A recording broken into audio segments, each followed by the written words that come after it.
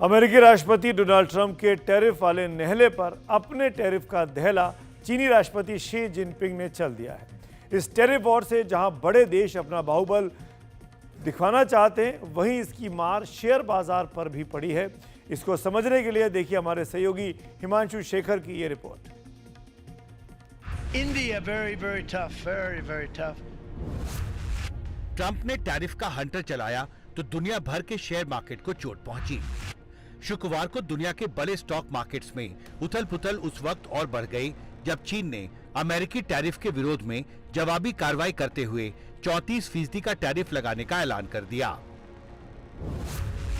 आलम यह है कि चीन के टैरिफ बढ़ाने के फैसले के बाद अब दुनिया भर के शेयर बाजारों में गिरावट है। डाउ, नैस्डैक और S&P 500 स्टॉक फ्यूचर्स में 3% से ज्यादा की गिरावट आई है।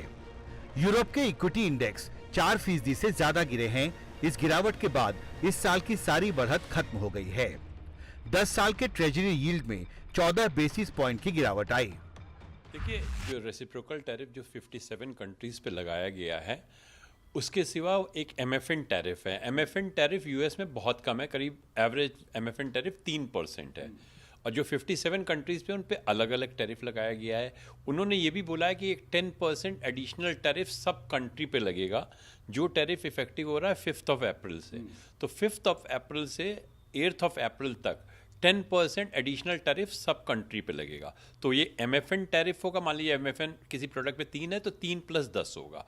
9 अप्रैल से कंट्री स्पेसिफिक टैरिफ ऑपरेट करेगा। तो जैसे इंडिया पे 26% लगाया और किसी प्रोडक्ट पे इंडिया पे 3 था, तो 5 अप्रैल से और 8 अप्रैल तक 3 + 10 रहेगा और 9 अप्रैल से 3 + 26 हो जाएगा। लेकिन इसमें एक अच्छी बात यह है कि हमारी जो कॉम्पिटिंग कंट्री हैं, चाइना पे जो मिनिमम अब आया है वो मिनिमम 54% है और चाइना पे बहुत प्रोडक्ट भी 25% पहले से भी चल रहा है। तो चाइना का जो एवरेज टैरिफ इंक्रीज होगा वो इसी उदाहरण में 3 + 65 हो जा रहा है। कुछ प्रोडक्ट में 3 + 78 हो जा रहा है। वियतनाम में 3 + 46 हो जा रहा है। तो बहुत से ऐसे कंट्रीज हैं जिन पे टैरिफ बहुत ज़्यादा लगा है, वो हमारे कॉम्पिटिंग कंट्रीज हैं। तो उन सेक्टर में जहां हम उनके साथ कॉम्पीट करते हैं, हमारे लिए अपॉर्चुनिटी है। समाचार एजेंसी शिन्हुआ के मुताबिक चीन 10 अप्रैल से अमेरिका से आयातित सभी वस्तुओं पर 34% टैरिफ लगाएगा। चीनी अधिकारियों ने कहा है कि वे अमेरिका और भारत से आयातित मेडिकल CT एक्सरे ट्यूबों की जांच शुरू करेंगे और 2 अमेरिकी कंपनियों से पोल्ट्री प्रोडक्ट्स के आयात को भी रोकेंगे।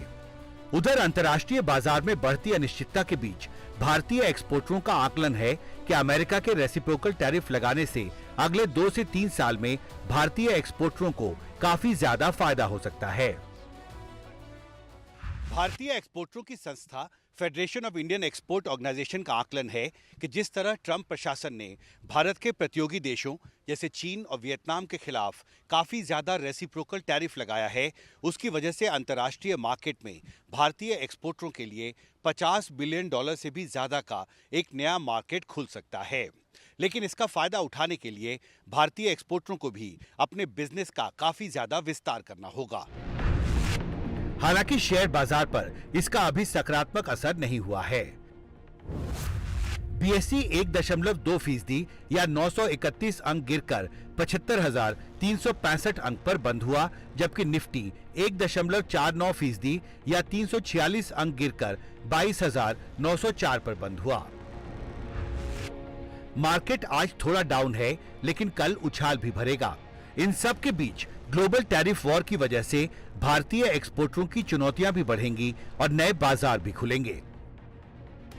दिल्ली से कैमरा पर्सन सुशील राठी के साथ हिमांशु शेखर, NDTV इंडिया।